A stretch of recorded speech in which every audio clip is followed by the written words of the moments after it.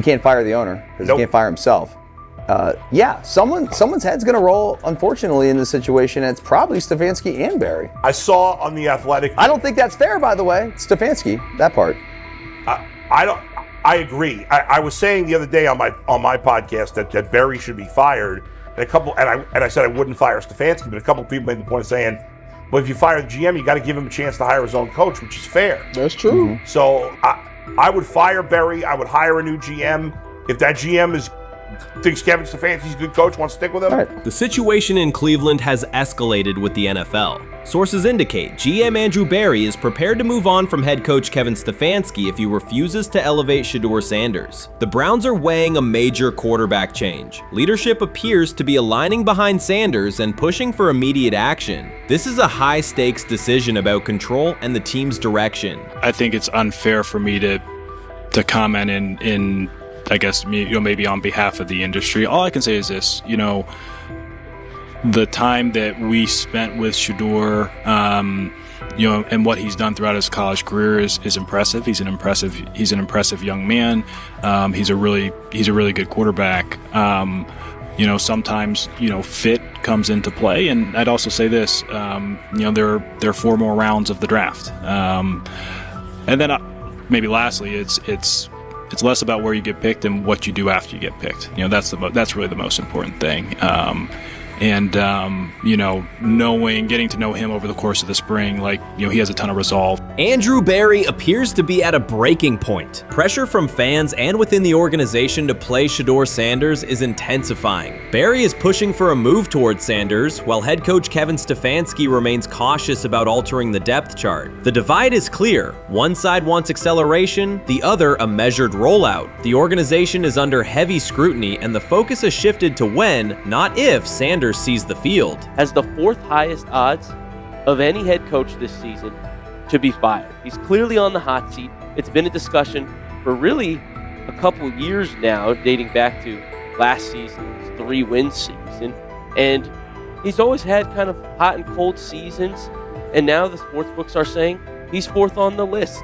Number 1 is Mike McDaniel of the Miami Dolphins, Brian Dable of the Giants at 2, Shane Steichen at 3, and there is Kevin Stefanski plus 650 to be fired. This has moved beyond tension to outright stubbornness. Rather than elevating Shedeur Sanders, the staff has chosen Dillon Gabriel. The current depth chart looks less like a forward plan and more like resistance to change. Fans have been clear about who they expect to see, yet the organization keeps delaying. Every week without a real evaluation of Sanders slows development and blurs accountability. Cleveland is choosing a conservative approach when a decisive decision is needed, sending a message of uncertainty to both the locker room and the city. Now being the 3rd-string quarterback for the Cleveland Browns, was that so much was made out of unbelievable.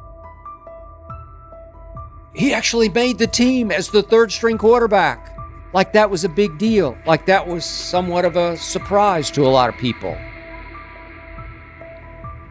He should have been the first pick in the draft. Kevin Stefanski appears to be doubling down to validate his approach. Despite sustained demand from Browns fans to see Shedeur Sanders reflected in chants, merchandise, and constant discussion, he continues to keep Dillon Gabriel in front on the depth chart. The decision functions as an assertion of control rather than a response to momentum. Even with clear signals from the fan base, Stefanski is staying with Gabriel and delaying a full evaluation of Sanders. It is a deliberate choice to maintain his plan and pacing, not to accelerate change. Cleveland is prioritizing continuity over recalibration, keeping any transition to Sanders on hold. But yeah, I mean, the Browns are in a tough spot. They have wasted. You traded a ton of high draft capital to get Deshaun Watson. You've gotten nothing out of Deshaun Watson and missed an opportunity. Like, who knows who they would have drafted. Now, maybe they would have screwed up those picks and the Browns would still be in bad shape.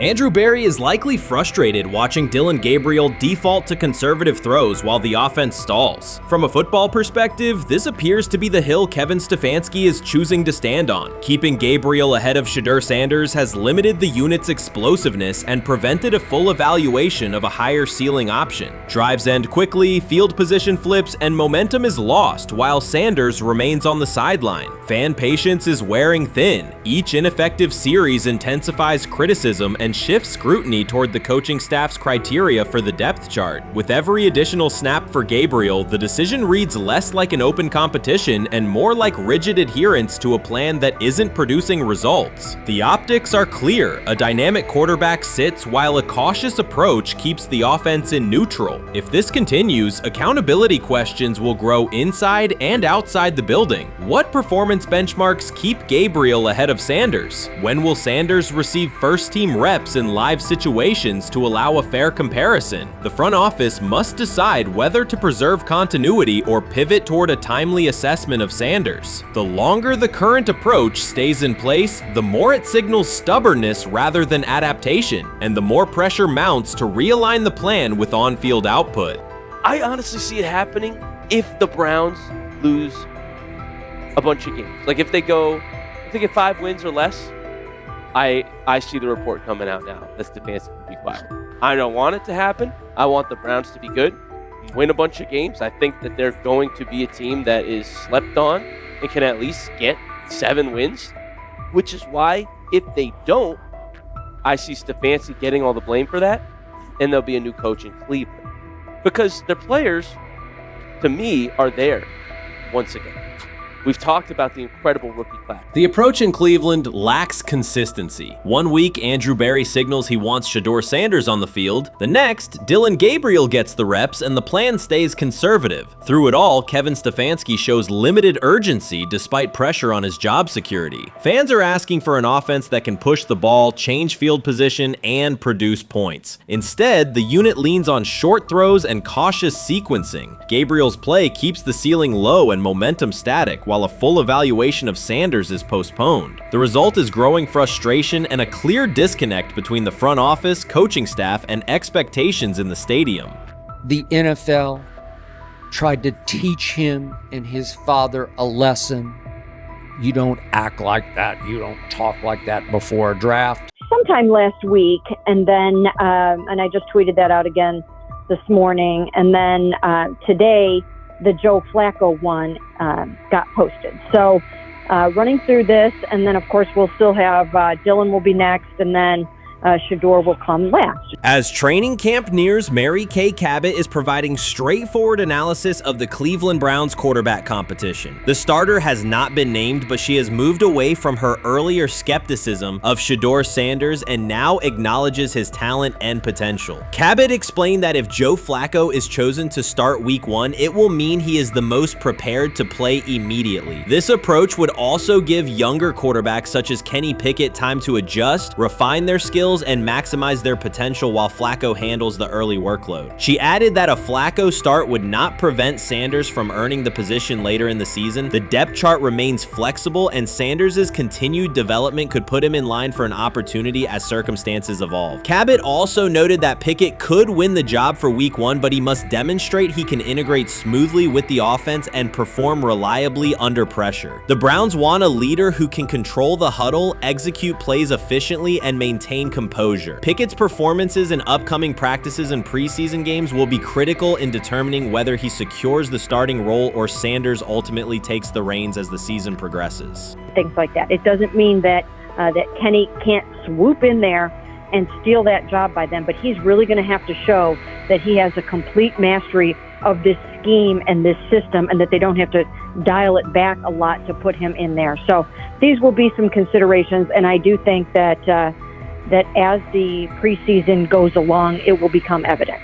Mary Kay Cabot recently stated that Shedeur Sanders is ready and the Cleveland Browns are monitoring him closely. After a strong showing during organized team activities and minicamp, Sanders has made notable strides in his development. With continued progress, he is expected to return to the field prepared to contribute meaningfully. The Browns coaching staff is tracking his growth and anticipation about his long-term role is increasing. Cabot added that if Sanders maintains this trajectory and continues to demonstrate poise within the team, he will have a legitimate chance to earn the starting quarterback job. Each practice rep strengthens his case, reinforcing the possibility that his development could benefit both the player and the organization. As Sanders impresses, discussion about his future in Cleveland becomes more compelling. Cabot also emphasized Sanders' advanced understanding of the offense. She noted that his football IQ appears in every drill and that he seems ready to execute the Browns system at full speed. His ability to process defenses quickly and make decisive reads distinguishes him from his peers. With the appropriate opportunity, Cabot believes Sanders could become a genuine difference maker for the Browns. One area Cabot highlighted is Sanders' command of pre-snap adjustments. His capacity to diagnose defensive fronts and communicate changes gives him an edge and reflects high football intelligence. If he translates those reads into consistent connections with his playmakers, he could elevate the Browns' offense significantly. By comparison, Cabot said quarterback Dillon Gabriel is still refining his grasp of complex terminology and play calling. While Gabriel possesses upside, Sanders' comfort with intricate concepts and his ability to manage tight pockets under pressure give him a clear advantage at this stage. Gabriel must sharpen those elements to compete at Sanders' level. Cabot previously reported that Sanders had already earned first-team practice snaps ahead of Gabriel. Her latest update confirms that Sanders is now approved as the Browns' starting quarterback, solidifying the organization's commitment to him as QB1. Expectations are high, and his response to the challenge will be closely watched throughout training camp and preseason. Cabot further noted that head coach Kevin Stefanski authorized Sanders to take expanded first-team reps beginning next month. This milestone underscores Sanders' readiness and the coaching staff's confidence in his progress. As the regular season approaches, Sanders aims to cement his status as the starter, and the competition for that position is intensified. Though Sanders leads the race, Kenny Pickett remains in contention. Cabot stressed that Pickett must prove he can integrate seamlessly with the offense and perform consistently under pressure. His performance over the next several weeks will determine whether he can challenge Sanders for the starting role.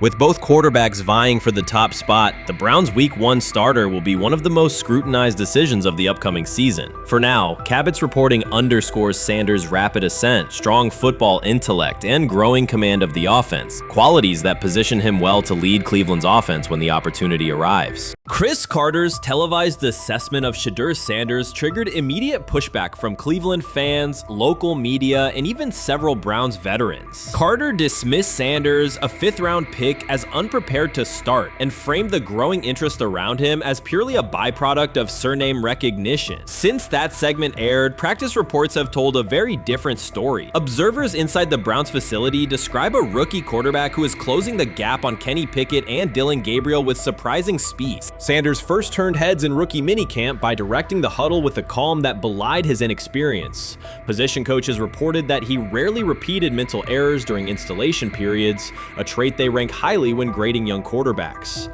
In organized team activities, he showed consistent timing on intermediate routes, kept turnover numbers low in 7-on-7 periods, and demonstrated early command of Kevin Stefanski's protection calls. That steady execution earned him a handful of first-team snaps, reps that would ordinarily have belonged to Pickett by default.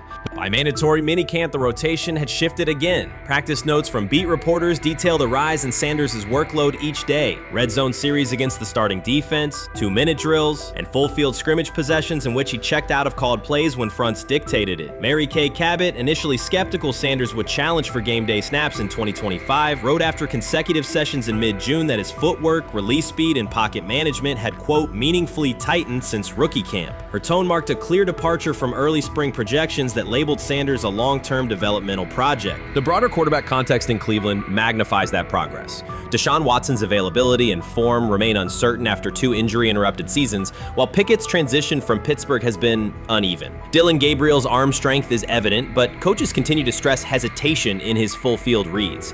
Against that backdrop, Sanders' quick decision-making and mechanical efficiency have begun to look less like a pleasant surprise and more like the roster's most reliable short-term plan. Inside the locker room, acceptance has followed performance. Wide receivers cite Sanders' ball placement on outbreaking routes, noting that the ball routinely arrives on the upfield shoulder, a small but essential detail that allows for yards after the catch. Offensive linemen appreciate his pocket awareness. Joel Bitonio remarked privately that Sanders slides up instead of bailing when edge pressure flashes. Defensive backs say his eye discipline forces them to hold coverage longer than they expected against a rookie. Such cross-positional respect develops only when day-to-day tape shows tangible improvement. The reaction to Carter's critique highlights a recurring double standard applied to young black quarterbacks. Traits celebrated as swagger or confidence in other players were labeled arrogance when associated with Sanders, yet the quarterback himself has not responded publicly. There have been no subtle social media jabs, no mention of critics in interviews, only repeated references to competing for every rep and learning from veterans. That measured approach, combined with hard evidence from practice, has softened earlier doubts among coaches who prioritize demeanor as much as arm talent. Within the coaching staff, the discussion now centers on readiness thresholds. Stefanski's scheme relies heavily on quick rhythm throws, defined reads, and disciplined pocket movement. Those requirements align with Sanders' strengths: a compact release, willingness to target the middle of the field, and instinctive timing on RPO concepts carried over from his college tape. Staffers reviewing cut-ups from joint practices note that his internal clock already approximates NFL speed, a metric they did not expect to see until mid-season at best. If that trajectory continues through preseason games, the Browns face a consequential decision. Starting a fifth-round rookie 6 weeks after training camp opens would unsettle salary cap assumptions, depth chart politics, and external perceptions of organizational stability. Yet the internal mandate remains clear: the most prepared quarterback will play. That standard places Sanders in genuine contention because every practice metric used to grade readiness, turnover ratio, red zone efficiency, third down conversion rate, has trended in his favor since early June. The organizational stakes are considerable. Cleveland has cycled through starting quarterbacks at a startling pace over the past decade, shifting from first-round investments like Baker Mayfield to high-cost gambles such as Watson, each move packaged as the long-awaited solution. A rookie chosen outside the first 100 picks ascending to the top of the depth chart would challenge long-held league assumptions about draft pedigree and opportunity. It would also validate the evaluation philosophy that prioritized Sanders' intangibles: processing speed, leadership presence, over conventional arm strength thresholds that pushed him down the draft board. Carter's televised remarks now sit awkwardly alongside daily updates from Berea. His critique relied on pre-draft labels and the presumption that a late-round passer with a famous father would need a redshirt year. Practice film contradicts that stance. Sanders checks protections at the line, manipulates safeties with shoulder fakes, and has reduced turnover-worthy throws in full-speed sessions to single digits. Statistics normally cited for veteran backups, not rookies. The longer that evidence accumulates, the more Carter's comments appear rooted in legacy bias rather than objective performance review. None of this guarantees Sanders will open the season under center. Preseason defenses test quarterbacks in ways practice cannot. Defensive coordinators will disguise pressure and boundary rotation to force late decisions. Sanders must show he can adjust protections and exploit mismatches without the benefit of a controlled environment. Yet within the Browns facility, the conversation has shifted from if he will be ready to when. Quiet confidence from Amari Cooper and other veterans suggests they believe Sanders can steady an offense searching for consistency more than highlight reel heroics. Sanders' rise also affects long-term roster calculus. If he earns the job and performs competently, Cleveland gains starter-level production on a cost-controlled rookie contract, freeing cap space allocated to other positions. That scenario could reshape roster-building strategy in a division featuring Joe Burrow and Lamar Jackson, quarterbacks whose contracts consume significant percentages of team payroll. A capable, low-cost starter would allow the Browns to reinforce their offensive line and secondary while retaining core veterans, a competitive advantage few teams enjoy.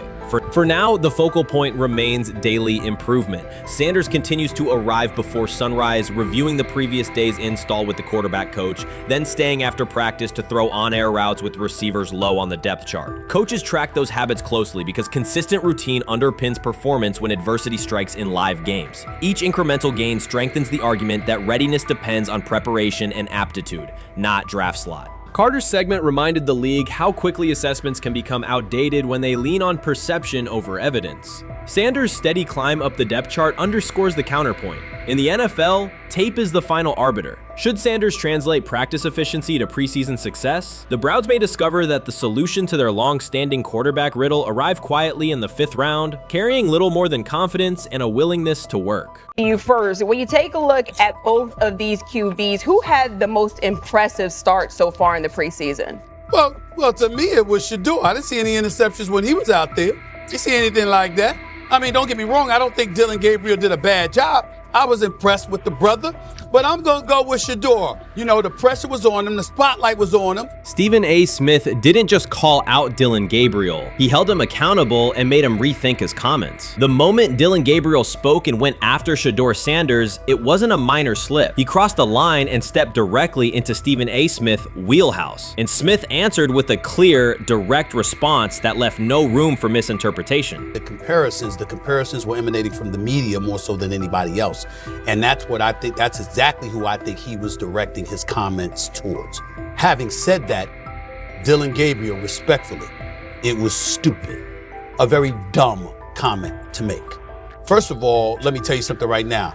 In every walk of life, far beyond the parameters of a football field. This wasn't casual sports commentary, it was a decisive critique. Dillon Gabriel's comments were taken apart by Stephen A. Smith with clear, direct points. Gabriel, a quarterback with solid stats but limited top-level achievements, chose to take a public shot at Shedeur Sanders. Shedeur, who has handled sustained media scrutiny and on-field expectations, became the target of an unnecessary criticism. Smith responded by challenging Gabriel's standing to make that claim, and by defending Sanders on the facts. The outcome was clear. Gabriel overreached, and Sanders didn't deserve the hit. Dan Orlovsky would sit up here in comparison to Shedeur Sanders, who did no such thing, and say, hey, thought he looked better. I thought, I got to give him the edge here. I thought it wasn't bad. A pick six and a fumble, and we can get over fumbles. Have you heard anybody say that? I know it's possible. Have you ever heard anybody say, get over? Stephen A. Smith responded immediately. As soon as Dillon Gabriel made his comments about Shedeur Sanders, Smith delivered a clear, point-by-point critique that drew national attention across the NCAA media cycle. Dillon Gabriel has a reputation as a good quarterback, not a dominant one. He can post strong numbers against opponents like Tulsa, but his performance has been inconsistent when the stakes in competition rise to playoff level. Well, those who produce get treated differently than those who don't. What he said echoes the mentality of all of America practically, and most certainly the world, as we see things being globalized more and more every day. It was a stupid, idiotic, immature comment, because clearly you were feeling the heat because a lot of people was talking about how Shedeur should be QB. Dillon Gabriel is a capable quarterback, but not a standout. Even so, he chose to talk down to Shedeur Sanders, a quarterback who has navigated constant scrutiny and pressure and still represents the future of a program that was struggling before he arrived. The comparison was weak. The criticism was unnecessary. Stephen A. Smith recognized that and dismantled Gabriel's argument with a clear, direct response. How the Browns react to this, how the locker room reacts to this, how Shedeur reacts to this, because it was a clear shot at Shedeur. But let's say Dillon Gabriel's talking about the media. How could you be a brand new quarterback in the NFL and the first time you get behind a mic after your first game, you throw the media under the bus? That's arrogance. Stephen A. Smith excels in moments like this. When Dillon Gabriel made his remarks about Shedeur Sanders, Smith responded with a focused, direct critique. He questioned Gabriel's standing to make that claim, noting that Gabriel has transferred between programs and has not been a Heisman finalist. Without theatrics, Smith laid out why Gabriel's resume doesn't justify taking public shots at Sanders. Smith's point was clear. Targeting Shedeur Sanders, a quarterback central to his program's future and consistently under intense scrutiny, was misplaced. Gabriel's criticism lacked the substance to support it, and Smith methodically showed why. Today on his 42nd. I want you to be meaner. Birthday. That's number one. Number two, after the game, the Browns head coach Kevin Stefanski said there was a mix-up in the routes and that players were in the area that they shouldn't have been. Look at Stephen A's face. Look at Stephen A's face. Look Look at his face. Stephen A. Oh my Lord. The strength of Stephen A. Smith's response was that he didn't just address Gabriel's remarks. He challenged the image around him. Dillon Gabriel often presents himself as an overlooked contender ready to surprise. But the reality is that his profile hasn't commanded broad attention. It's a clear reminder that not every opinion carries equal weight. In defending Shedeur Sanders, Stephen A. was direct and precise. Shedeur isn't just a quarterback. He is Deion Sanders' son, which subjects him to scrutiny far beyond anything Gabriel has faced. Even under that pressure, Shedeur has maintained his composure, shown confidence, and delivered in key moments that helped revive a program many had written off. Stupidity, all of it. I thought it was a clear shot at Shedeur due to the fact that his Oregon coach threw a shot at Coach Prime and Shedeur during their meeting at Colorado last year. But you know what? The cream rises to the top. Let's see what happens this week. I see a lot of the media talking about they think it was about the media and not about Shedeur.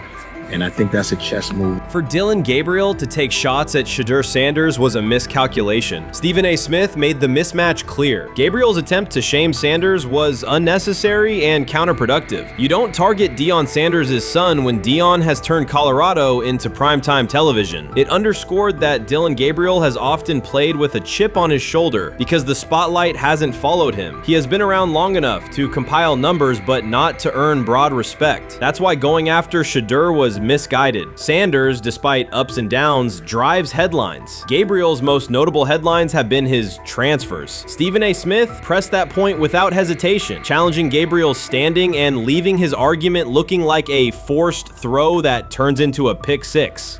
You know what? Still needs to thank me a little bit more for that restaurant I treated him and his family to, because it was big time, and stop embarrassing me by going places and trying to use coupons. That's how pathetic he is. The point is that a pick six and a fumble is usually considered a bad day. Stephen A. Smith didn't need to raise his voice to make the point. He presented Dillon Gabriel as a player whose talk outpaces his resume and defended Shedeur Sanders with clear comparisons. That's why he called Gabriel out so directly. The comparison wasn't just unfair, it was forced. Now look at Gabriel's record. The numbers are solid and he can win against average defenses, but the resume lacks defining markers. There's no sustained Heisman contention, no late season surge that reshaped the national picture, and no postseason moment that cements a legacy. The track record reflects steady production, not top-tier impact. That's the gap Smith underscored. Gabriel's criticism of Shedeur Sanders wasn't supported by what he has accomplished, while Sanders continues to carry a program under constant scrutiny. Let's see some of them step up and make some plays out there. Ain't no way. Gabriel ain't no way. He's not built like that. No way. And this one is picked off and going back the other way. Oh my God, why did he stop playing? Now it's a foot race. And that is that. They told me bust out my AP, perfect timing. H-shot, we about to get legendary. Shedeur started next game, baby. Shout out Dillon though, you know what I'm saying? Bro, I love you, my heart. What am I bigger than cheese, bro? You know what I'm saying? But Shedeur got it. Shedeur Sanders is a national brand who draws viewers for both performance and result. Dillon Gabriel's attempt to diminish him read as resentment. And Stephen A. Smith called out the insecurity and lack of awareness directly. Colorado under Deion Sanders is prime time, and Shedeur sits at the center of that spotlight. If Gabriel expected the sports world to agree while he took a shot at Shedeur, he misread the moment. Smith dismantled the argument and questioned the credibility behind it. Gabriel will move on. He'll keep playing, give interviews, and have fans, but this exchange will trail his media profile as a reminder of a misstep. It's a clear example of a resume that doesn't justify taking public aim at a quarterback carrying that level of scrutiny and responsibility. For the Cleveland Browns preseason game today is that the way that some white folks watched Shedeur Sanders last week is the way that some black folks were watching Dillon Gabriel today. And it's not Dillon Gabriel for Dillon Gabriel's sake. Most folks don't have a problem with Dillon Gabriel. It's what he represents, which is the disrespect of a black person for no other apparent reason than they are a confident black person. Dillon Gabriel thought he was aiming up. Instead, he was placed back among quarterbacks who are good but not great. Stephen A. Smith made the central point. Dillon Gabriel doesn't shape the conversation. Sports are about narrative as much as numbers, and Gabriel's story doesn't move the culture, while Shedeur Sanders does. Smith highlighted that contrast clearly. By the end, Gabriel's credibility had taken a measurable hit. The critique was decisive and sent a broader message to any player considering public shots at Shedeur Sanders. If you step into that debate, you will be held to a higher standard and your resume will be tested. Dillon Gabriel learned that the hard way. They have never loathed college football itself. They have resisted the people determined to reshape it. When Deion Sanders, black, direct, unapologetic, walks into a room of power brokers and speaks with authority instead of deference, critics recoil. During his playing days, they complained about celebrations and gold chains. Now that he is a head coach, mentor, and father, they label him something more polite, but just as dismissive, a problem.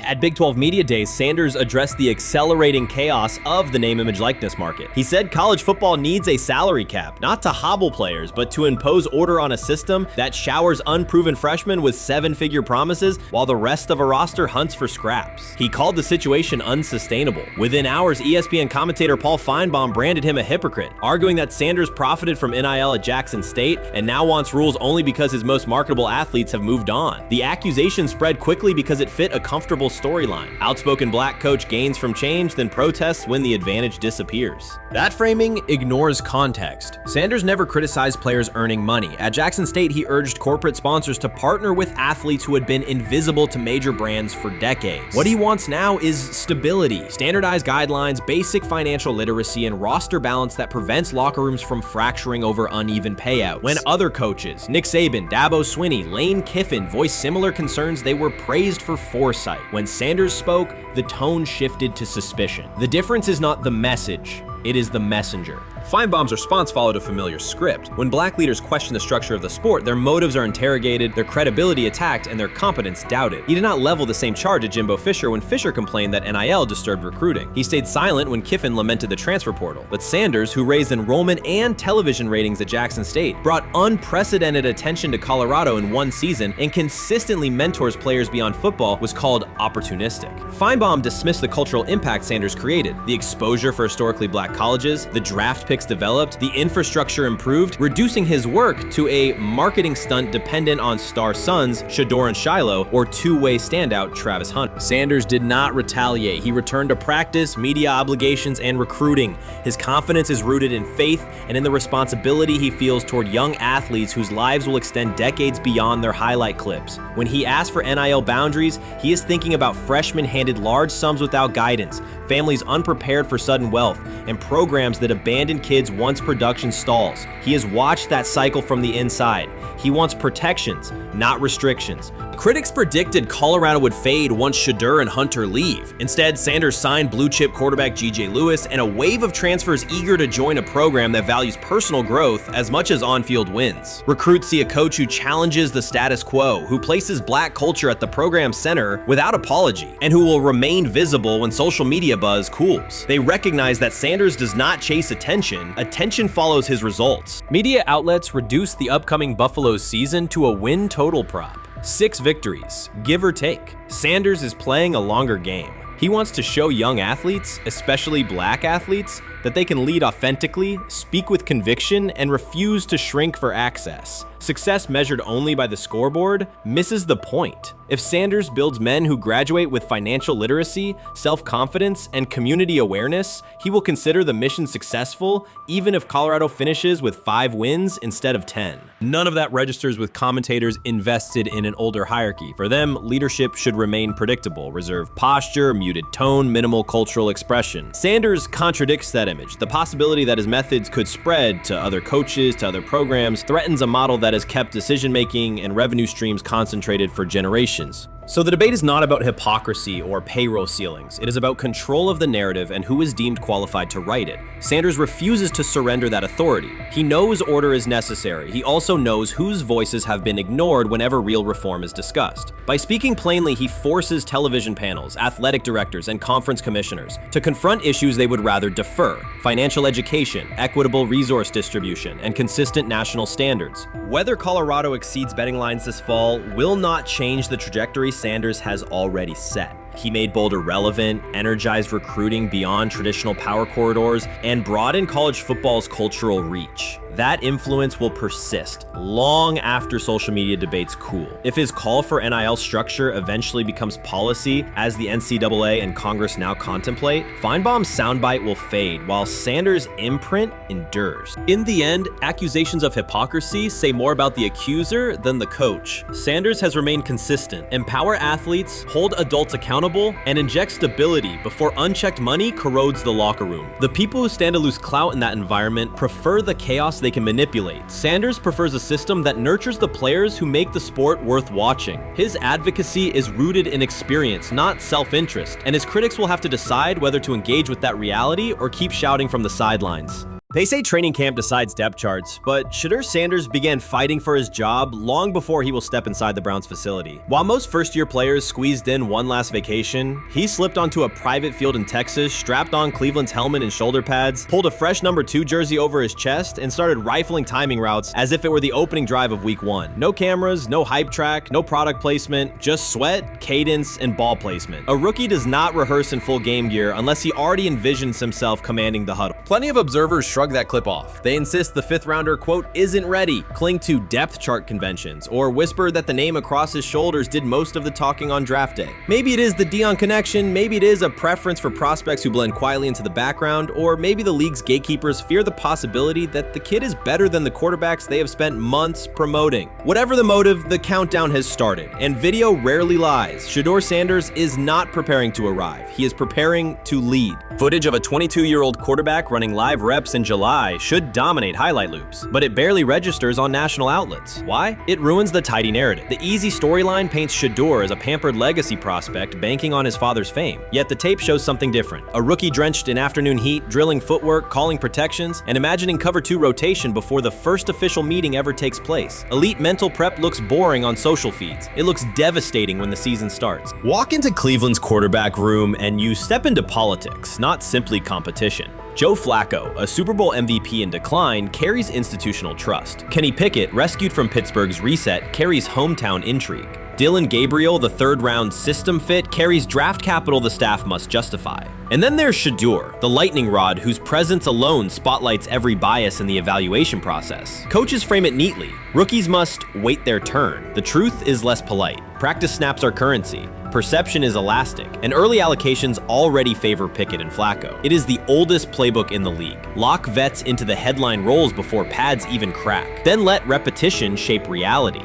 Sanders refuses to cooperate. He is not a 4th-string camp arm. He has engineered game-winning drives under national scrutiny, operated against live blitz looks most prospects never face, and more than any quarterback in the room, documented his own off-season obsession. No social media rollout, no brand consultant, just pads, cleats, and an unlit practice field. If his last name were Smith, pundits would label him the sleeper of camp. Instead, politics trails every throw. Training camp rotations expose organizational intent. Beat writer Fred Greetham already reports that Pickett and Flacco will open with first-team reps when veterans report July 23rd. Gabriel grabs the developmental snaps, leaving Sanders the leftovers. That isn't performance-based, it's narrative-safe. Gabriel doesn't threaten hierarchy, Sanders bends gravity. Watch the details. Does Shedeur steal 11-on-11 snaps with the 2s? Does he run red zone installs or 2-minute drills? If he does, coaches are admitting he is forcing his way in. If he doesn't, they are postponing the inevitable. Either way, the private field reps have sharpened his timing and condensed his release. He is not hoping for an opportunity, he is prepared to seize one the instant it appears. Cleveland's joint practices amplify that tension. First come live periods against the Panthers, then sessions with the champion Eagles. Those reps belong to the starters, so Flacco and Pickett will absorb most of Carolina's disguised pressure and Philadelphia's exotic fronts. Sanders' proving ground will be the preseason opener on August 8th. Under the stadium lights, he will get entire series, real reads, pockets collapsing for real. If his command mirrors the footage from Texas, coaches will have to answer why he never saw earlier work. Reps are scarce. 10 padded practices separate veteran arrival from game 1. Even an even split, something that never happens, would hardly suffice. Instead, the staff will funnel snaps toward the comfortable choices. That strategy can bury a rookie, but it can also spark an eruption when limited opportunities turn into highlight drives. One flawless touchdown march in the second half of a preseason game, and the dog pound will chant his name. Then the staff's narrative control evaporates. Criticism of Sanders has never matched the scrutiny applied to his peers. Analysts nitpick a ball pat, a foot angle, a pump fake, Pickett's inconsistency, Flacco's diminishing velocity, Gabriel's college system crutches. Discuss politely, if at all. With Shedeur, the critiques arrive as coded doubts. Does he rely on the family brand? Is he coachable? Can he stay humble? That double standard is as old as the league's resistance to outspoken black quarterbacks. Add Deion's unapologetic persona, and each Sanders rep becomes a referendum on establishment comfort levels. Shedeur answers not with rebuttals, but with work. Work captured in silent footage more deafening than any debate show monologue. Quarterback drama masks broader roster cracks. The Browns receiver group is crowded yet unproven. The safety room failed to create turnovers a year ago. Interior defensive linemen are still rehabbing, and the offensive line must retool on the fly. Which quarterback can navigate that turbulence? Flacco's pocket mobility is limited. Pickett's confidence remains fragile. Gabriel is months away from processing NFL disguises. Sanders, forged by perpetual doubt, offers poise under chaos and meticulous preparation, a combination this franchise has lacked since, well, almost forever. Forget politics, depth chart etiquette, and recycled sound bites about developmental timelines. The only metric that counts now is who did the work. Sanders pounding through full gear scripts in late June is not vanity, it's vision. While the league sleeps, he refines his drop steps. While media speculate, he rehearses third down checks. He has already decided what he is. The organization must decide if it can recognize it in time. The preseason will provide the answer. Live bullets, real blitzes, stadium noise. When those throws leave his hand under pressure, no one will discuss ball pats or surnames. They will ask how a quarterback this prepared slipped to round 5. And if the performance matches the preparation, excuses about lack of reps will dissolve. It will be production against perception, and Shedeur Sanders has been producing where no one could see. Ready is the wrong word. He has been ready. The 2025 NFL Draft was expected to be Shedeur Sanders' moment. Many projected him as a top 10 talent and a headline quarterback in one of the most discussed college football storylines in years. Instead of walking across the stage on the first night, he waited through 3 days without a call. There was no celebration, only silence. When the phone finally rang at pick no. 144 in the 5th round, it was the Cleveland Browns. With that selection, the financial outlook changed dramatically. The Sanders family believes this was not a typical draft slide, but the result of coordinated action. They are pursuing a $100 million lawsuit alleging collusion across parts of the league.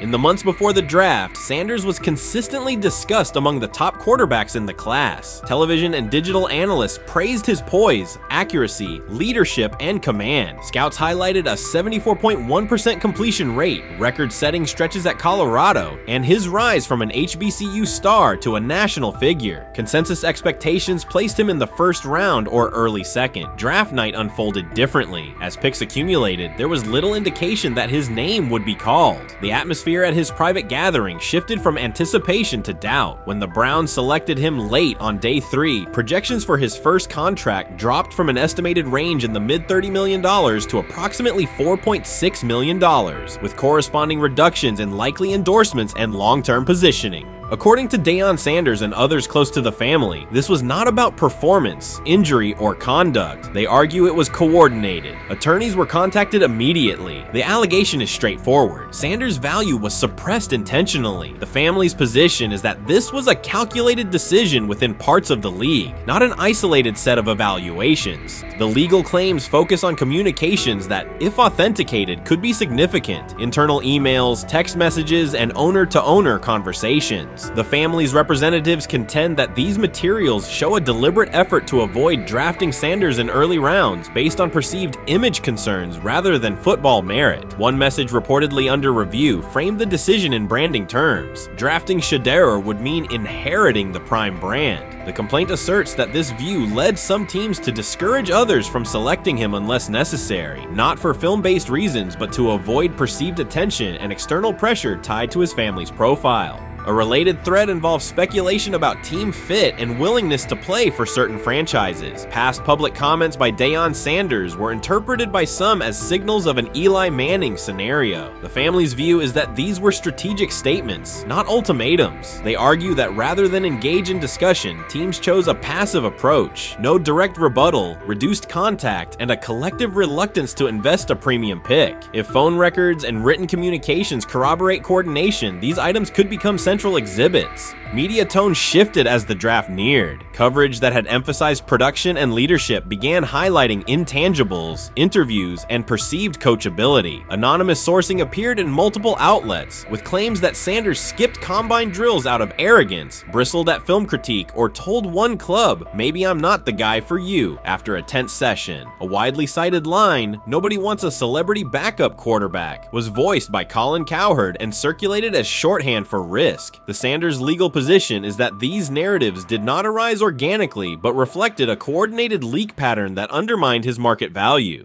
The family's contention is that this was primarily about control and compliance rather than football ability. They point out that Sanders did not fail a drug test, was not suspended, and did not produce poor athletic testing. His college resume included elite stretches and significant program elevation at 2 stops. The legal claim asserts that the league's power structure resisted a high-profile player aligned with a high-profile parent coach and an independent media presence. The allegation is that teams sought to avoid the perceived complexity that would come with selecting him early. The financial impact is a core component of the damages claim. Had Sanders been selected late first or early second round, projected 4-year compensation would likely have fallen between $30 to $35 million, with immediate access to higher tier endorsement opportunities and the brand leverage that accompanies a franchise quarterback designation. As a 5th round pick, the initial contract value is a fraction of that total, and associated off-field opportunities are typically narrower. The suit reportedly seeks not only lost salary, but also the broader economic value linked to draft position, sponsorships, licensing, and the visibility that accelerates an early career trajectory. The filing's scope, as described by sources close to the family, extends beyond the league office. It may involve media outlets, scouting firms, and specific executives if discovery shows coordination or materially false statements that affected value. The argument is that the draft slide harmed not only Shedeur, but also the broader Sanders brand, affecting perceptions of Deion Sanders as a recruiter, coach, and public figure. The family's view is that narrative construction around brand risk and celebrity backup produced a measurable economic and reputational loss. If a court authorizes discovery, the process would likely compel emails, internal draft notes, and message archives from teams and third-party intermediaries. Subpoenas could be served on media organizations for sourcing records related to anonymous quotes. That level of transparency would be unusual and could reveal how information flows during pre-draft periods. The legal theory moves beyond a single player's evaluation to the draft's integrity, whether owners or executives acted in concert to reduce a prospect's value for reasons unrelated to football performance. The league has not publicly addressed these specific allegations. Background comments from executives characterize the claims as overreach. The family's camp maintains they have documentation sufficient to proceed. The comparison points referenced by observers include Deflategate, Spygate, and the Colin Kaepernick grievance, not because the facts are the same, but because of the potential scope, policies, practices, and the balance of power between the league and individuals challenging its processes. Another dimension of the dispute involves how the NFL perceives Deion Sanders, Coach Prime, and the autonomy he promotes. He built a large media footprint around his programs at Jackson State and Colorado, elevated his players' profiles, and spoke openly about fit and leverage. The family contends that this visibility, combined with statements about preferred destinations, triggered resistance. The complaint frames the response as a preference for compliance and predictability over independent branding and public negotiation. The suit also addresses the pre-draft decisions that critics point to: skipping the Senior Bowl, declining full workouts at the NFL Scouting Combine, and candid interviews about team fits. The family characterizes these as strategic choices commonly made by top prospects, not evidence of entitlement. Their view is that similar decisions by other players did not produce the same narrative because those players fit more comfortably within league expectations. The risk calculus is clear. Bringing a suit of this magnitude invites professional consequences. The family acknowledges that some within the league may react negatively. Their position is that the principle at stake, transparent and fair valuation, warrants the risk. The message they intend to send is that manufactured narratives and coordinated devaluation should face scrutiny, particularly when they affect earnings, opportunity, and reputation. If the case advances, several outcomes are possible. The court could find insufficient evidence of coordination, limiting the scope to individual judgments protected as opinion. It could also find enough to proceed to broader discovery, which would have implications beyond one player, including potential changes to how teams document evaluations and how media handle anonymous sourcing close to the draft. Agents might push for reforms, including clearer guardrails around leaks and standardized prospect communication records. For now, Sanders is working within the Browns structure. He has avoided public escalation beyond confirming focus on preparation and development. The lawsuit is a separate track managed by counsel. This dual approach, professional routine on the field and legal action off it, reflects the family's strategy. They intend to contest the process they believe harmed him while meeting club expectations day to day. The core allegations remain consistent across their statements. A talented quarterback saw his draft value suppressed by coordinated behavior tied to branding concerns and public positioning rather than football merit. Media narratives amplified that shift, and the result was a substantial, quantifiable loss. The remedy sought includes compensation and a measure of accountability that could deter similar conduct. Whether the claims are ultimately proven will depend on documentation and testimony. If emails, texts, and call logs substantiate coordination, the impact could be significant, prompting policy review around pre-draft communications and media engagement. If not, the case may narrow to disputes over opinion, perception, and the gray areas of scouting. Either way, the filing signals a willingness to confront entrenched practices and to test in court how far the process extends beyond film and interviews. This situation has moved from speculation to litigation. It addresses control, image, and power in a system that influences careers and compensation. It also underscores how public narratives can shape market outcomes. Sanders' path now has two tracks: earning opportunities on the field in Cleveland and seeking redress off the field for what the family views as an avoidable and orchestrated loss. The questions at stake are larger than one draft slot. They touch on how the league values independence, how information is weaponized, and what recourse exists when a player believes the evaluation moved from football to optics. The answers will emerge through practice reps and, potentially, through discovery and a courtroom record. Grab hold of the starting job. Yes, but I don't think we're going to know which one until we get deep into August. Now, I think, we tracked the reps everybody was getting at practice throughout the OTAs and minicamp. But when you talk to people there, they just want to make sure everybody got what they needed. And that, Kenny Pickett, we find out if he has the goods to be the starter. Joe Flacco, they back him off a little bit. He's 40. He may not need as much.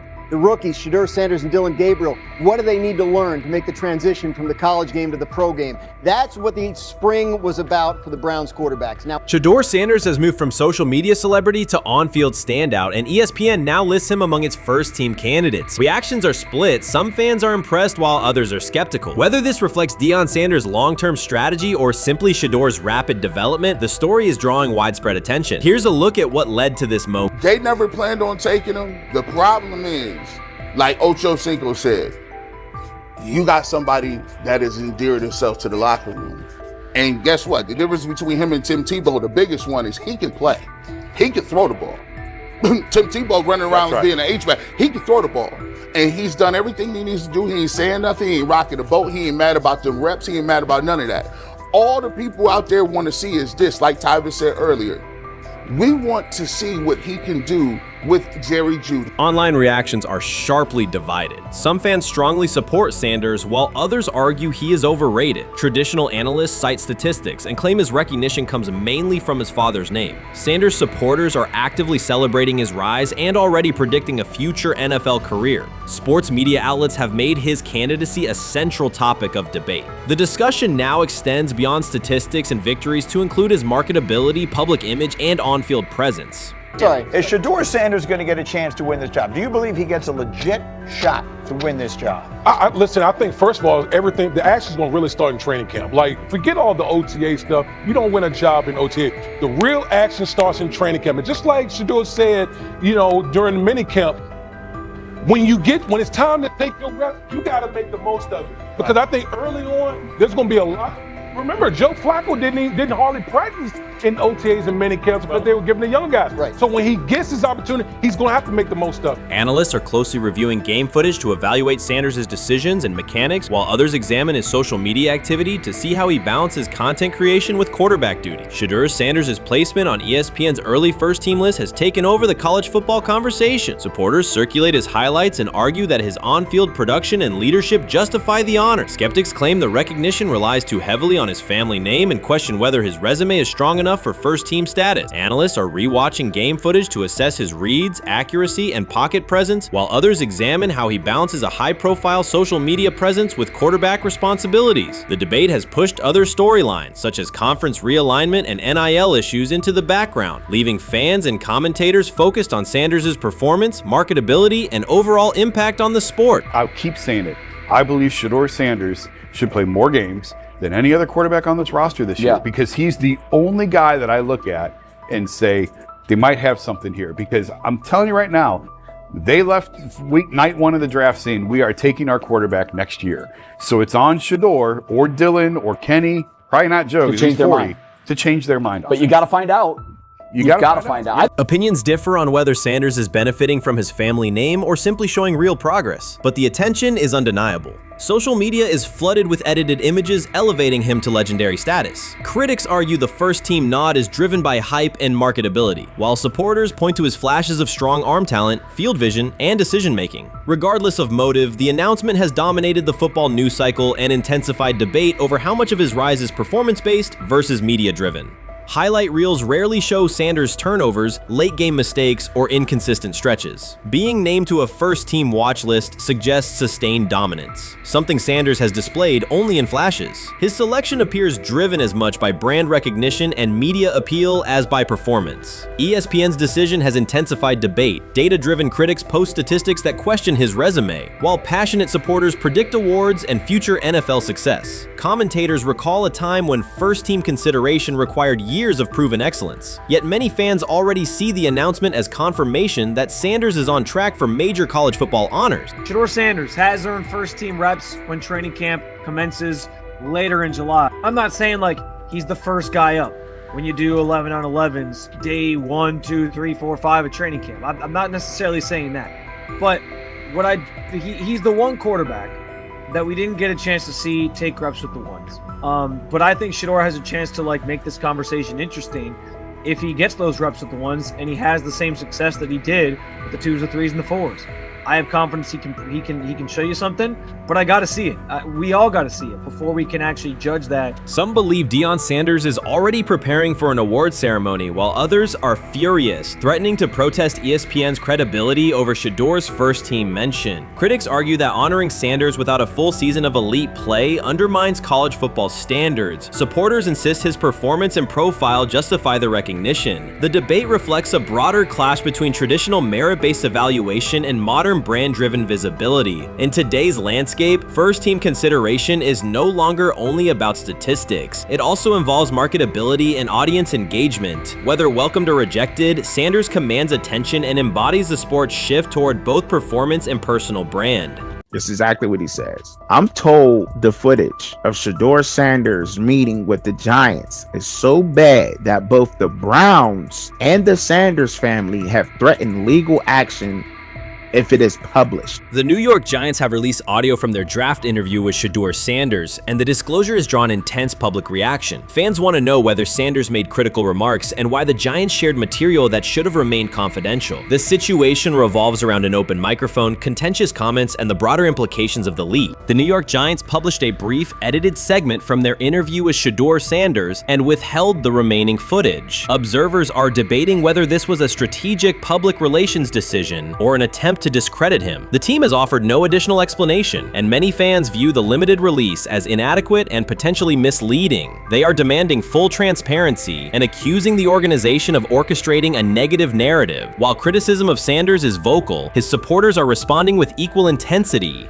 There was another team that he sat down with. What do you mean it didn't go well after that? So, he was pissed that they did that to him. They did that to him. He counter-confronted them. The same thing they do to every other quarterback prospect. They did that to him. They slide in a mistake to see if you catch it. Right.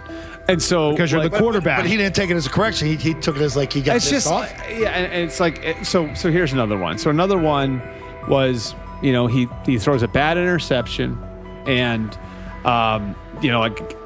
it was a deep throw early in the game, and he comes back and they go in the meeting, they show the interception. The Giants have released only a brief excerpt of the interview and are refusing to share the rest. Their decision has drawn criticism across TikTok, X, and Facebook, where many see it as a poorly handled public relations move. Fans are calling for the full recording to be published so the situation can be judged in its entirety. The GM is on film that the son, they asked the son last draft, yo, who you think I should pick? His son like, yo, you need to get the Jaden Daniels, big.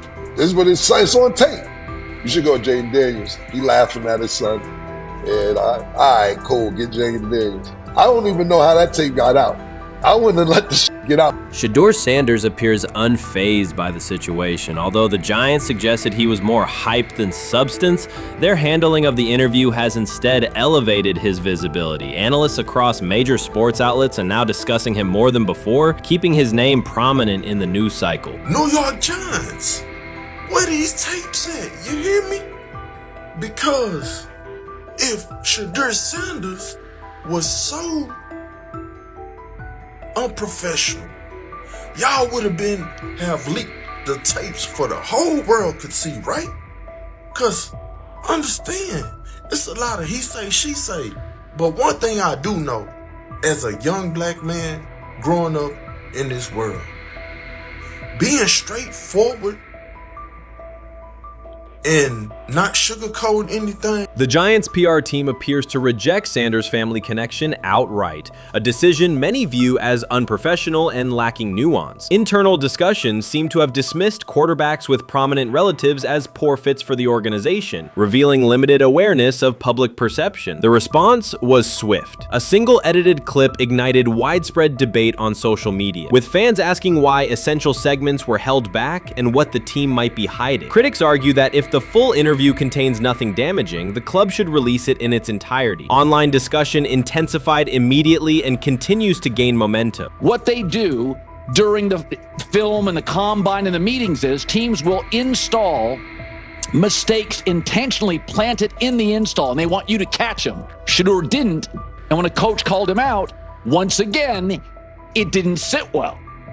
It's like, bro, there's not many teams needing quarterbacks, especially since Pittsburgh appears to have a deal with Aaron Rodgers and Tennessee's getting Kale Moore. The Giants' decision to withhold the full interview has produced an unintended result. Instead of diminishing interest in Shedeur Sanders, it has intensified it. Media outlets and analysts are now examining every on-field rep, press comment, and public appearance as evidence of how he conducts himself under scrutiny. Each throw, adjustment, and answer is tracked and evaluated against league standards, reinforcing the view that he remains composed and professional. Many fans contend that the organization has misrepresented Sanders and suggest the issue may stem from the Giants' view of his father, Deion Sanders. They see the partial release as an attempt to raise doubts about his character by association. That perception has only made his profile more compelling. The discussion has shifted from whether he deserves a high draft position to how effectively he withstands sustained pressure. Sanders is now regarded not just as a talented prospect, but as a symbol of resilience, central to debates about transparency and organizational strategy. Even if the Giants eventually provide more context, the visibility they have created for him is unlikely to fade. The most fun yet the most difficult thing I cover and we cover all year long is not games. It's the NFL draft. Because I've said this many times, you get lied to for a month to 2 months up to it. And so often during the draft, and every few drafts, there's a guy that really falls, precipitously falls. This year it was Shedeur Sanders, it's been Aaron Rodgers, it's been Dan Marino. Every few years somebody falls a lot. And so, but those stories don't come out until like the fall. Criticism of Shedeur Sanders from within the Giants organization has become increasingly public. Team communications appear focused on casting him as an overhyped prospect, whose character should be questioned, a narrative that seems aimed at shaping opinion rather than assessing performance. Yet each selective release or negative remark has instead amplified attention on Sanders and elevated his reputation. Efforts to confine him to a narrow, unfavorable image continue to produce the opposite effect, reinforcing his position as an underdog who endures external pressure. The debate has shifted from football analysis to broader concerns about narrative control and transparency. Fans, reporters, and online communities are still urging the Giants to publish the the full interview, arguing that only complete context can resolve speculation. The organization's refusal to comply has intensified scrutiny and led many observers to conclude that the team underestimated public reaction and now faces questions it could have avoided with full disclosure. The tapes, the New York Giants have the tape. They definitely have the tape. It's confirmation that they had the tape. Shedeur didn't do nothing. It's what they saying he did. I'm gonna tell you what these mixed reaction right here. So we already know about the New York Giants, but the Pittsburgh Steelers head coach Mike Tomlin reported Miles Sanders' talent, but hesitated to draft him due to previous challenges with quarterbacks like Russell Wilson and Justin Fields, leading to more cautious approach. Las Vegas Raiders. Sanders met with Raiders at the NFL scouting combine and expressed enthusiasm about potentially joining the team. His familiarity with the West Coast offense and quick release was noted positive, though concerns about his ceiling. Hours after the Giants posted that short audio clip, the timeline never slowed. Comment threads filled with frame-by-frame breakdowns, lip-read attempts, and side-by-side comparisons of what was said versus what was left out. Reporters called league contacts. No one could explain why a franchise would stir this level of curiosity only to seal the vault. Each refusal sharpened focus on Shedeur Sanders, turning routine throws into national talking points. Analysts kept circling back to the same note. His cadence at the line looks unchanged, steady against the noise. Hashtags demanding the full interview, trend drop, and trend again. Podcast hosts bump scheduled segments to lead with the leak. Rival teams get asked how they would handle a similar situation, then quietly check their own archives. Inside Giants headquarters, the plan to shape the story looks less like strategy and more like a slow burn spotlight they can't switch off. And now every preseason snap, every media availability, every stray sideline camera angle gets fed into a loop that asks, what are they still hiding? The file remains locked. Curiosity keeps compounding. Until someone presses upload or steps to a podium and explains the redactions, the subject drifts away from depth charts and play design, fixing instead on secrecy, control, and the risk of underestimating how fast attention turns pressure into permanence. Momentum isn't fading, it keeps recalibrating, louder, impossible to mute. We've got news. Got news. About my Cleveland Browns. We've got an oblique problem.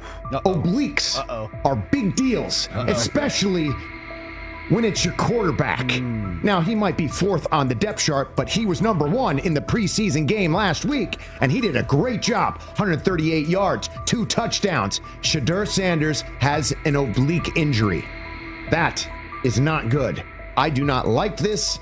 I hate this because I want to see more reps for Shedeur Sanders. Shedeur Sanders, a projected breakout this season, has been sidelined unexpectedly. The Browns coaching staff confirmed an oblique injury significant enough to keep him out of all activity. No reps, no drills, no warm-ups. Concerns are rising about how this may affect his momentum and force adjustments to the team's plan. The focus now is his recovery timeline, the impact on his development, and the next steps for the quarterback depth chart. Browns rookie quarterback Shedeur Sanders injured his oblique during practice today, putting his status in doubt for Saturday's preseason game against the Eagles. He's the latest quarterback on Cleveland's roster who has dealt with a health issue, joining fellow rookie Dillon Gabriel and Kenny Pickett.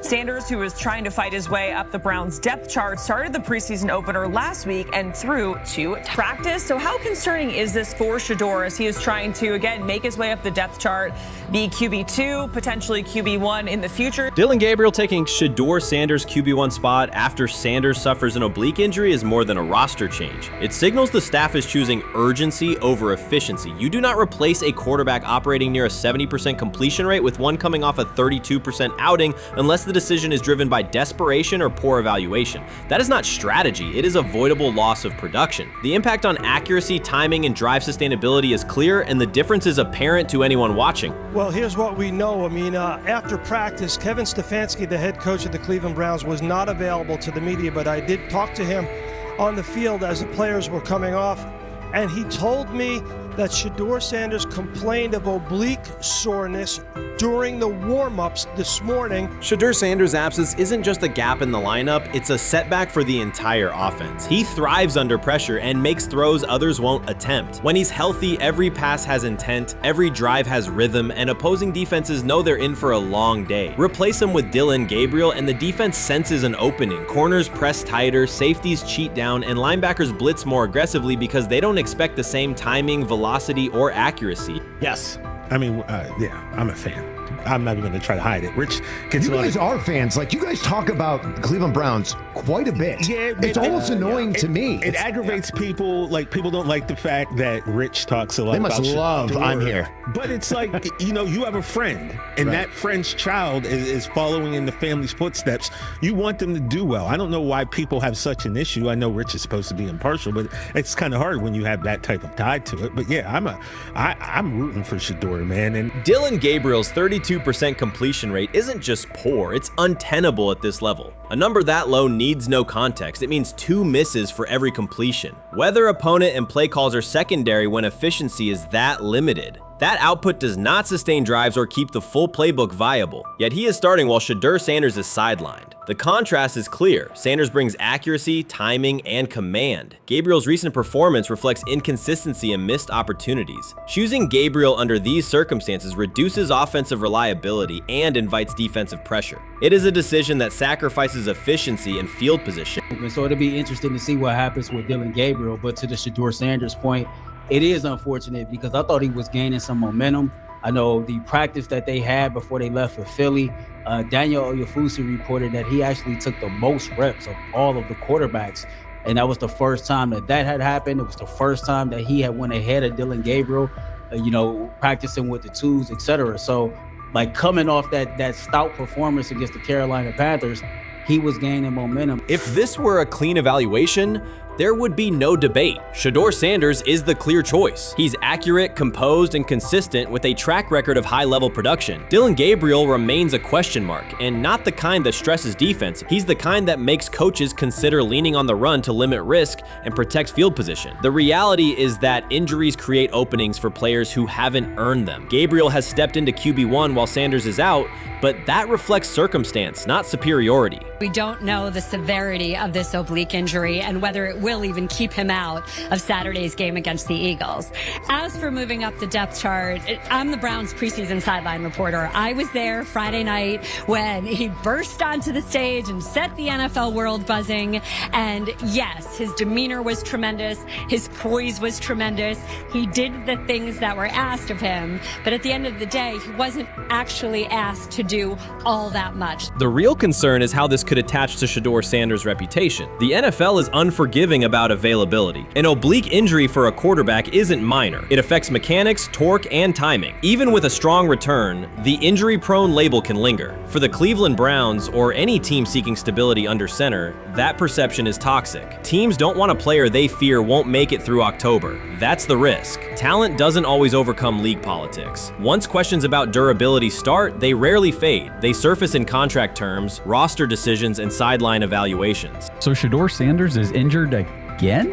If you were following along on social media today for the Browns' first joint practice in Philadelphia against the Eagles, wow, you were in for a tumultuous ride. I mean, all the reporters, both Browns and Eagles reporters, were pretty much flabbergasted at the fact that Shedeur Sanders was taking 0 team reps during the day, and even Tyler Huntley was getting team reps instead of Shedeur. And then it came out, obviously, everybody's speculating. There's people calling for Kevin's jobs, and before I go any further, I don't blame anybody, ever. Meanwhile, Dillon Gabriel's numbers should be sidelining him, not elevating him. A 32% completion rate isn't a dip, it's a warning sign that points to issues with field vision, timing, and receiver cohesion.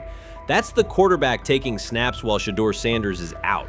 Put their work side by side and the gap is obvious. Sanders shows consistent placement, timing, and footwork that reflect high-level execution.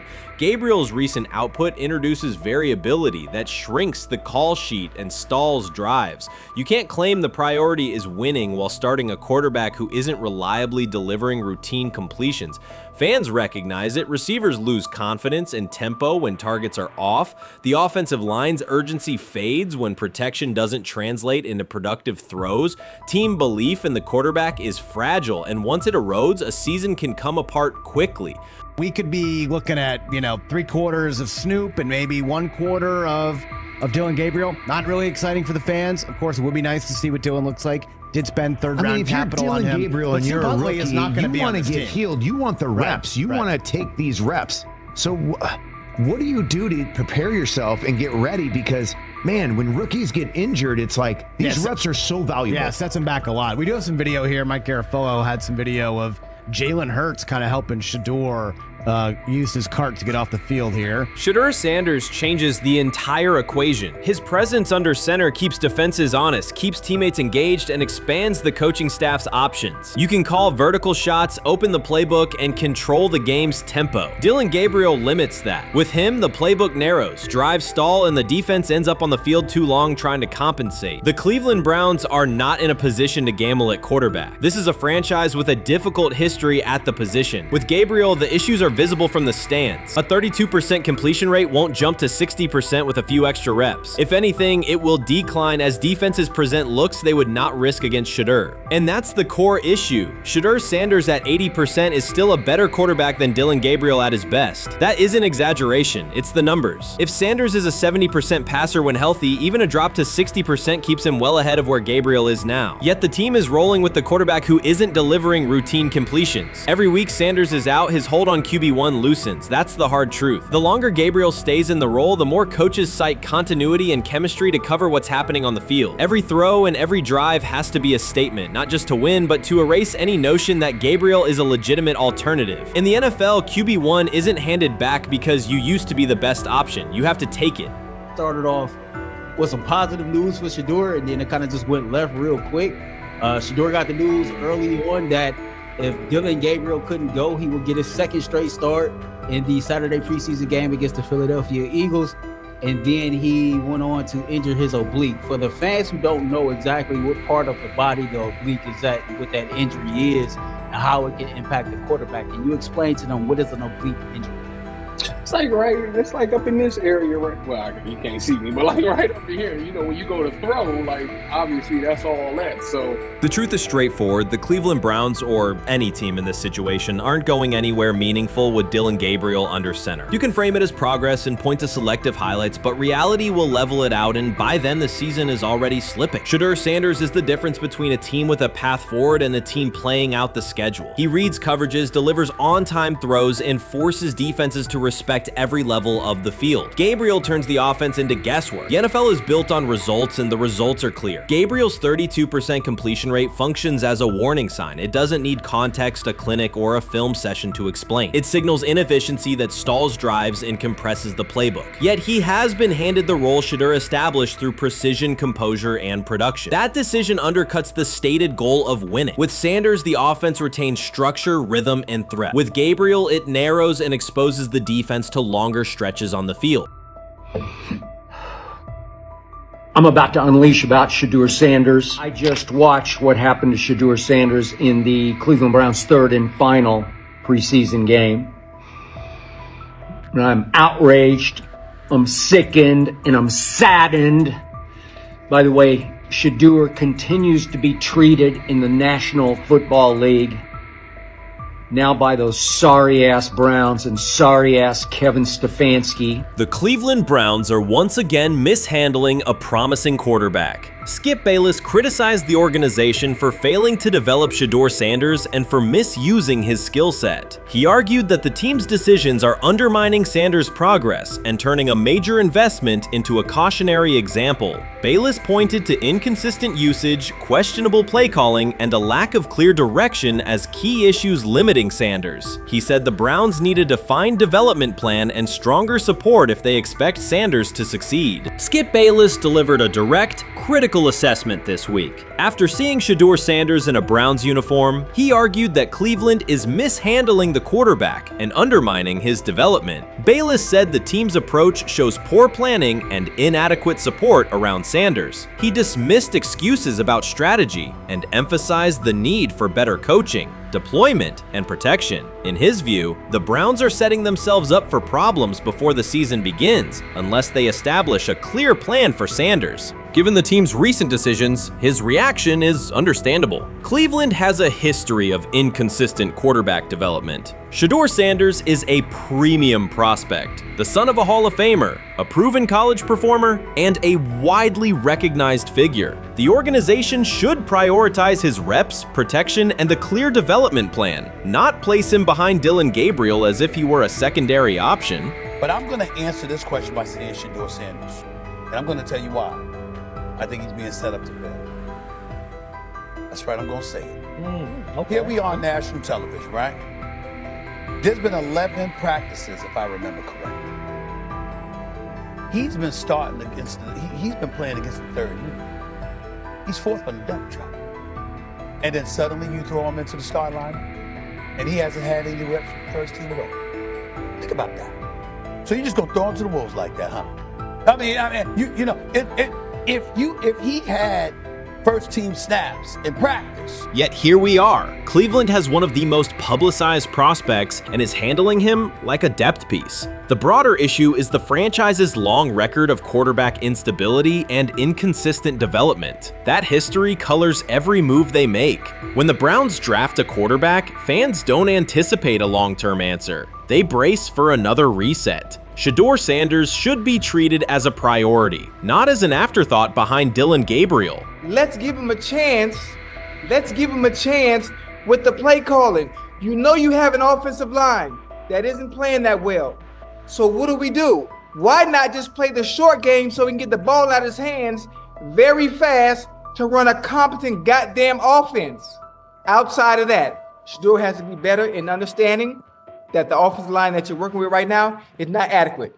Why not allow the players that are competing for a job, in this instance, Shedeur Sanders, to finish off the 2-minute drill? When Browns fans see another quarterback selected, they brace for another setback. The franchise's recent history, from Johnny Manziel's failed stint to the rocky handling of Baker Mayfield, reflects inconsistent development and short-term decision-making. Against that backdrop, Skip Bayless's reaction to Shedeur Sanders on Cleveland's roster was blunt. He argued the team is already mishandling a premium prospect by treating him as a secondary option instead of a centerpiece for the future. Bayless's position is straightforward. Sanders is not just a name, he brings proven college production, leadership traits, and significant visibility that can strengthen both the offense and the organization's broader profile. Burying him on the depth chart behind Dillon Gabriel signals a lack of a clear development plan and wastes early momentum. Instead, Bayless contends, Cleveland should establish a defined pathway.